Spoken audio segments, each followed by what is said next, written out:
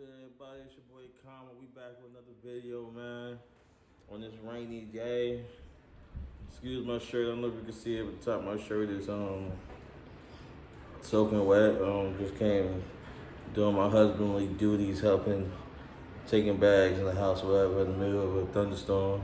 But good on a good note, man.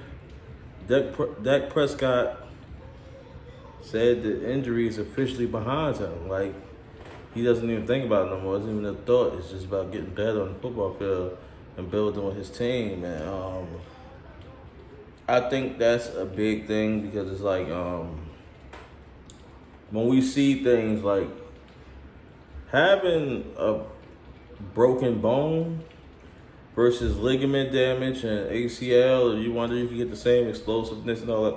It's completely different. So like patella tendons and all that, well, that is completely different. With a bone, once the bone's 100%, or they say it's healed, when it's close to 100%, you pretty much is business as usual. I mean, you look at somebody that had horrific injuries such as Paul George or somebody in the NBA, right? His injury was crazy. It's gruesome to look at, but I mean, you fast forward years later, I don't even know the exact amount of years it was outside of that, but you fast forward years later, he's having a great prosperous career, averaging well over 24, 25 points a game. And football and basketball, you're constantly running up and down the court. There's no breaks in between. So, I mean, something like that, it gives you like, I never thought about the Dak injury at all. Like, I see a lot of people, one thing I see a lot of people saying, is he going to work, how he's going to react with the people falling around his feet and things of that nature in the pocket and all that. But I don't think that's going to be a huge concern in my opinion, because that's not how he got hurt. It's just like with the RG3 thing, right? When RG3 got hurt, because Haloti Ngata destroyed his knee, the next year he wasn't worried about, it wasn't the pocket awareness he was worried about. It was if you're going to have the confidence to take off and the smarts to slide and everything like that. RG3, in my opinion, him and Carson Wentz were ruined because you wanted to prove your pocket passing ability when that wasn't the strength of your game at post-injury. See, one good thing about Dak was he wasn't a guy that, like, Dak is not a guy that his game is predicated off the fact that he can move his feet. Like, he's been a good, above average pocket passer for the last 3 years of his career, so that's not what he's built off of. He runs and spot duties and things like that. Opposed to RG3, most of his success is predicated on what he could do with his legs and the opportunities he created the offense down the field with the play action or read option and Alfred Morris out the backfield. And where it went, it was more of him extending the play, his escape ability, and him running occasionally too, because the year he got hurt, that was the most rushing yards he had for his whole career. So, like, those things coincided with Dak. Dak is more of an opportunist run. Like, even though when he ran, he got hurt, it was more so keeping the defense off balance.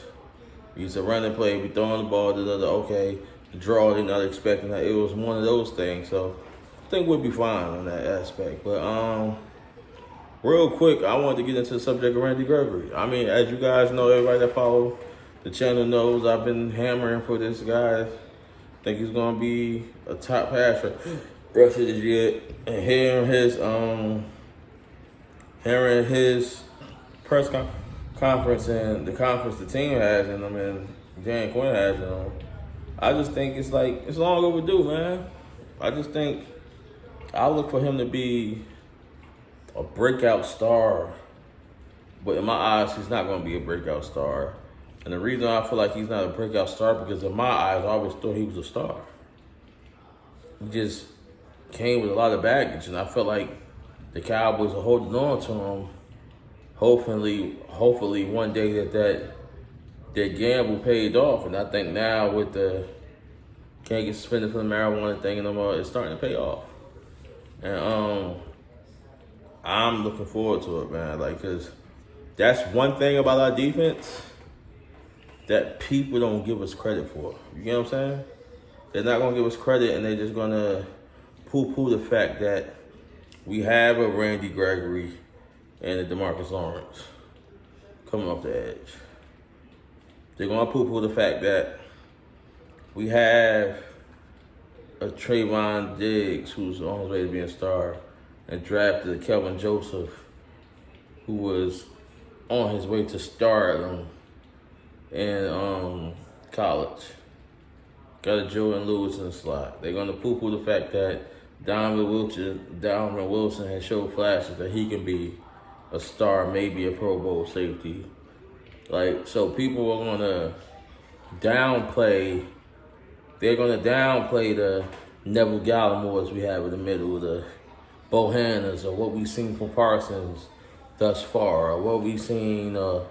Like, they're gonna downplay everything. The Jabril Cox pickup. They're gonna downplay everything because it's their job to do it. They don't want us to be. I mean, everybody says it.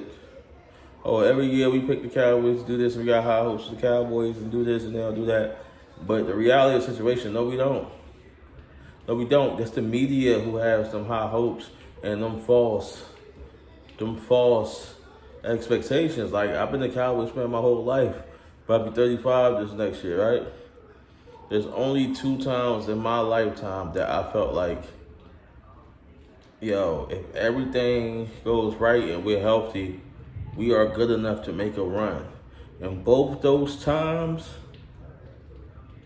we were badly injured, had hundreds of injuries, and both those times we went 4-12 and 6-10.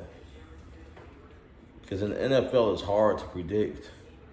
It's hard to predict. That year Romo went down 2015 before we got Zeke and Dak, when we added the psychopath at the pass rusher, because that was our only weakness.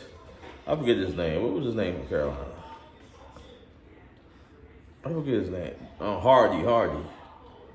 I thought with that O-line we had and Tony hit his stride as a quarterback and the weapons, I feel like you add pass rusher on top of a very opportunistic defense who was known for taking the ball away.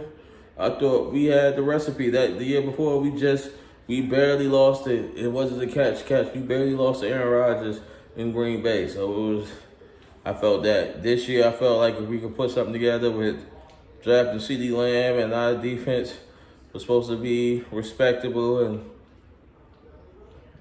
once again, tons of injuries and underachieving on the defensive end. So it's hard to predict. This year I reserve my judgment, man. What I think we could be, what we should be, but I think we could be really good. I'd be lying to you if I didn't think that. So just wanted to put a quick video out there, man. Always remember, like and subscribe, comment as well. Like, I appreciate everything, man. Whether you watch it, you don't watch it, if you comment and all that, I just want to let y'all know I appreciate everything, man. So it's your boy Karma. Salute.